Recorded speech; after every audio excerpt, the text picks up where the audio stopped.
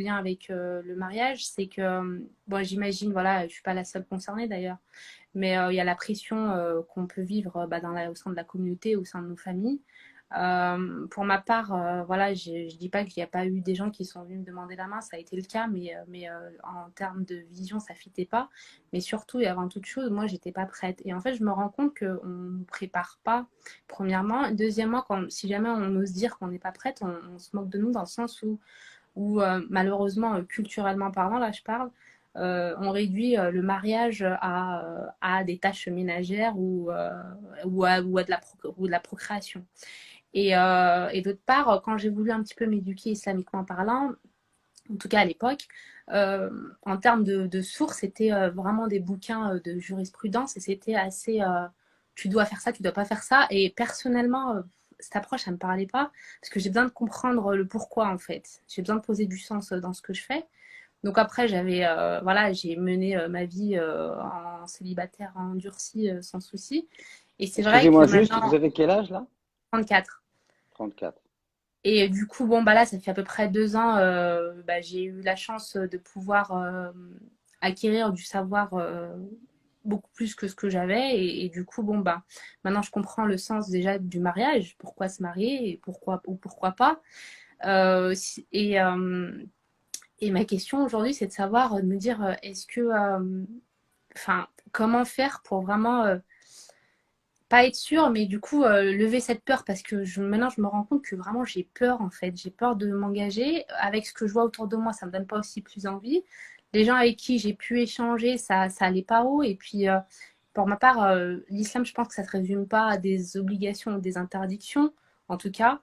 Ou en tout cas, s'il y en a, c'est qu'il y a du sens aussi derrière. Et du coup, comment lever cette peur? Est-ce que la peur, voilà, ça fait partie peut-être, c'est un peu encore de l'ignorance, je sais pas. Mais du coup, vous, en tant qu'imam, en tant en tout cas, chercheur de connaissances, mais aussi en tant que musulman et en tant qu'époux, qu'est-ce que vous me conseillerez, quoi?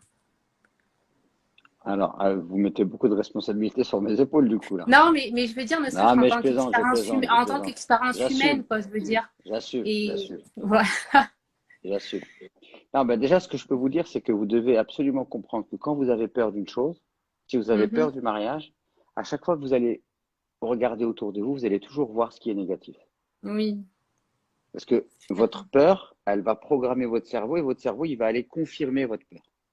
C'est Mhm. comme ça que ça marche le psychisme en fait. Vous voyez ce que je veux dire? Donc ça Ouais. déjà c'est très important en fait, c'est que il faut absolument essayer de remettre un petit peu de rationalité là-dedans pour pouvoir peut-être euh, euh, désinhiber ces choses-là en fait et Mhm. pouvoir en sortir. Alors le truc c'est que effectivement je pense que moi je fais partie de ceux qui pensent que les musulmans ils ont besoin de se former avant de se marier. Parce Oui, qu'en fait, ouais. dans nos cultures, on reçoit pas les parents ne parlent pas de sentiments amoureux, ne parlent pas de, ils n'étaient pas forcément des exemples dans le domaine de l'affection, des sentiments, etc. Oui. Moi, j'ai fait des formations, j'avais des femmes qui venaient me dire, moi, mon père, 30 ans, il m'a jamais dit je t'aime, il m'a jamais fait un bisou, il m'a jamais fait un câlin, j'ai jamais vu mon père embrasser ma mère, vous voyez ce que je veux dire? Donc, ça, c'est des réalités, quand même, qui sont Mm. culturelles, c'est un héritage qu'on a reçu. La sexualité, on en a fait quelque chose de tabou alors que l'islam en parle beaucoup. Donc je pense que ça, moi je pense qu'il faut se former. Maintenant, le problème c'est que oui, il faut se former, il faut de l'info, mais il faut bien se former. Parce que sinon, Mhm. quand on a peur et qu'on se forme, ça peut augmenter les peurs. Parce que du coup, vous allez conscientiser ce que c'est que le mariage. Et quand on conscientise ce que c'est que le mariage, bah, effectivement, se marier. Moi, les gens ils me disent comment, les frères ils me disent comment je peux être sûr que c'est la bonne personne. Je dis, bah, si tu as compris ce que c'est que le mariage, tu peux jamais être sûr. Se marier en soi, c'est prendre un risque. Par contre, on doit comprendre que quand je me... Parce que les gens pensent qu'il suffit de choisir la bonne personne, de mettre le bon process en place, et puis je vais me marier, ça va rouler comme sur des roulettes. Non, c'est faux. Le mariage commence le jour où on commence à faire vie commune. Et donc, en fait, quand on commence à faire vie commune, on doit visualiser, en fait, on est sur un chantier. Tout est en ruine, il y a tout à construire. Vous voyez ce que je veux dire? D'accord. Et tout Mhm. ce qu'on vit avant, comme séduction, comme etc., même si c'est des moments sympas à vivre, la réalité de votre futur partenaire, vous ne pourrez le découvrir que lorsque vous allez partager votre vie avec lui. Et forcément, avant, on est dans une phase de séduction et la séduction, c'est toujours une forme de manipulation, qu'on le veuille ou non. Même vous, si vous voulez être honnête, vous serez dans une forme de séduction et donc vous serez dans une forme de manipulation. Ouais. Vous voyez ce que je veux dire? Donc moi, je pense que la meilleure chose qu'il faut faire, c'est qu'il faut déjà avoir une vision du mariage qui soit claire. Moi, sur ma plateforme de formation, j'ai deux formations qui sont en rapport avec ça. J'ai une formation au titre évocateur, le mariage entre fantasme et réalité. Ouais. Parce que je pense que D'accord. les femmes, elles ont souvent une vision un petit peu hollywoodienne des relations amoureuses, une vision un peu complètement fantasmée de la vie de couple. Les hommes, c'est encore pire. Les hommes, eux, ils ont l'impression qu'ils vont se marier avec leur mère, que la femme va être soumise, alors que la génération, votre génération, ma génération, à moi, les sœurs, c'est pas nos mères. Elles ont pas grandi dans le même contexte, etc. Donc, on peut pas attendre d'elles la même chose. Et en plus, le pire, c'est que les gens attendent des choses de leur mère en pensant que c'est religieux, mais c'est pas religieux, c'est culturel. Ça n'a rien à voir avec la religion, en fait. La femme qui ferme sa bouche, qui, dès que le mari hurle, elle se tait, ça c'est culturel, c'est pas religieux. Les femmes Mhm. du prophète, elles avaient du caractère. Vous voyez ce que je veux dire? Oui, oui, on est là-dessus, on est d'accord. C'est pour ça que parce que Donc, voilà, moi, ce process, en fait, je l'ai entamé sur moi-même déjà, dans le sens sans me dire à corriger ce qui va pas. Et voilà, je suis encore en plein dedans, de savoir, voilà, au-delà du cadre juridique, il y a aussi des choses non, mais où le cadre juridique, il est clair, voilà, on revient pas non, là-dessus. même, Mais c'est ouais. mineur. Mm. C'est mineur. Allah Azza wa Jal, quand il parle dans le Coran des relations hommes-femmes, il parle d'amour. Il ne parle pas de juridique. Le problème, c'est que nous, en fait, on a hypertrophié l'aspect juridique de l'islam au point que ça s'est tellement hypertrophié qu'on a occulté d'autres aspects qui sont parfois plus importants. Parce que, Ouais. en fait, si vous pensez, et quand je dis vous, je ne parle pas à vous, mais Oui, oui, si une personne pense que le mariage c'est une histoire de tu dois me faire, je dois te faire, mais c'est absolument pas glamour et c'est absolument pas une relation qu'on a envie de vivre en fait. Moi, j'ai pas envie d'être. Moi, quand je vis avec ma femme, je me dis pas je dois lui faire ça ou pas lui faire ça. Certainement, peut-être que je fais plus que ce que je devrais faire. Elle fait plus que ce qu'elle devrait faire. Pourquoi? Tout simplement parce qu'on s'aime et on se respecte. Vous voyez ce que je veux dire? Et qu'on est dans un. Il faut créer un cercle vertueux dans la relation. Je d'accord. reçois beaucoup parce que je donne. Et elle me donne beaucoup, donc elle reçoit aussi. Vous voyez ce que je veux dire? Et ça se Mm. fait naturellement. On n'est pas dans un truc que tu Il n'y a dois pas de faire, tu dois pas calcul. faire, Mm. domine, pas dominer. Vous voyez ce que je veux dire? On Mhm. réfléchit pas comme ça. Sinon c'est mort. S'il n'y a pas de sentiment amoureux, il n'y a pas de respect, il n'y a pas de savoir-vivre, il n'y a pas de savoir-être, mais ramenez tous les droits que vous voulez, ce sera un calvaire, cette relation. D'ailleurs, ceux qui sont les plus à cheval sur ces choses-là, c'est ceux qui divorcent le plus vite. D'accord? D'ailleurs, il y a un compagnon du prophète qui disait, je ne réclame pas à ma femme tous mes droits de peur qu'elle, elle me réclame ses droits. Ouais. Vous voyez ce que je veux dire? Donc, il a une autre vision, en fait. Donc, en fait, moi, je considère la première chose, des éléments, en fait, pour avoir une vision claire de ce que c'est que le mariage, tout va commencer le jour où vous allez vous marier. Et le mariage, c'est l'une des choses qui demande le plus d'investissement, qui demande le plus d'énergie et qui demande en fait une attention de tous les instants. D'accord. D'accord? Ensuite, deuxième chose, le mariage est l'une des écoles spirituelles, d'éducation spirituelle les plus efficaces. Parce que quand je vais me marier, je vais me mettre à nu. Ma femme va me renvoyer tous mes défauts. Ouais, Et l'effet miroir. ma femme, c'est pas ma mère et c'est pas mon père. Mm. Là où Mm. nos parents ils peuvent patienter sur certaines choses que nous, on pouvait avoir, mon épouse, elle va me les renvoyer. D'accord. Et en même temps qu'elle me les renvoie, moi aussi, je vois ses défauts à elle. Que elle aussi, peut-être ses parents, ils ont patienté sur ça. Donc en fait, moi, je vois ses défauts, elle voit mes défauts. Qu'est-ce qu'on fait? On fait une partie de ping-pong, tu me balances un défaut, je t'en balance un autre. Si on fait ça, on est foutu. Mm. Non, quand elle me balance mes défauts, l'éducation spirituelle, elle vient là. Pourquoi? Parce que je dis, ouais, elle a raison.